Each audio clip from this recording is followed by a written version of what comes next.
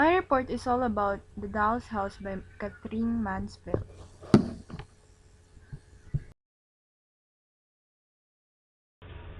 English literature is the literature which is distinctly written in the English language as opposed to differing languages. English literature includes literature composed in English by writers not necessarily from England nor primarily English-speaking nations. Until the early 19th century, article deals with literature from Britain written in English. Then, America starts to produce major writers and works in literature.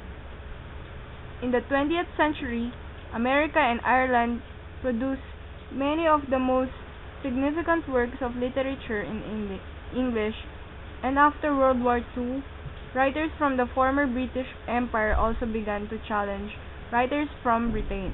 Author Catherine Mansfield. Born on October 14, 1888 in Wellington, New Zealand. Her first story was published when she was 9 years old. In 1917, she was diagnosed with extrapulmonary tuberculosis, which led to her death at the age of 34. New style of writing coupled with an unconventional lifestyle influenced on several authors and the literature of her time and thereafter. Popularity of her writing affected the mindset of those in her time. Summary. The girls of Burnell's family received a doll's house from Mrs. Hay. It was a charming house, having a drawing room, a dining room, a kitchen, and 2 bedrooms. All the rooms had tables, chairs, beds, and carpets. The rooms were painted in different colors. However, Keisha liked the lamp very much, which was placed in the dining room. The girls were very excited and wanted to show it to their friends, so the next morning they rushed towards the school at the playtime, and Isabel finally disclosed the news of the house, which spread like wildfire. All the girls got an opportunity to see the doll's house, except the Kelvy sister, as they belonged to a poor family. So everybody teased them. Being the daughter of washerman and jailbird, they were victim of the inferiority complex. However, Keisha wanted them to see the house, so she asked her mother for permission but was harshly scolded.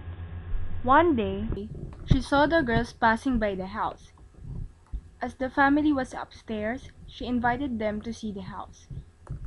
The Kelvys could not believe but stepped into the courtyard, as they naturally wanted to see it. Suddenly, Aunt Bears came there and ordered them to leave the house in an insulting manner. The Kelvys ran away from there with the feelings of shame, but they were happy to have seen the house. The external aspect of the house, its beauty, appearance, color, and form, alludes to the external aspect of human being, that is, his position in society, assets, and family name. The internal components of the house have many meanings, being the little lamp, which has the main significance.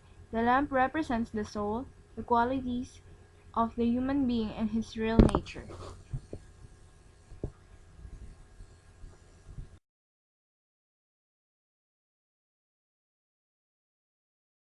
The story basically gives us the deep insight into the manners and behaviors of the aristocrat families. Here, she ridicules the negative philosophy of social discrimination caused by uneven division of wealth. It beautifully brings out the emotional relationship between the 3 sisters and their friends. Moreover, it conveys an idea that parents' attitude influence their children and deprive them of their natural goodness. In the end, I can say that the writer has beautifully shown the attitude of rich against the poor, and it is the parents who are responsible for creating inequality in society. Children such as Keisha are scolded because they are innocent and cannot see the difference between the rich and the poor.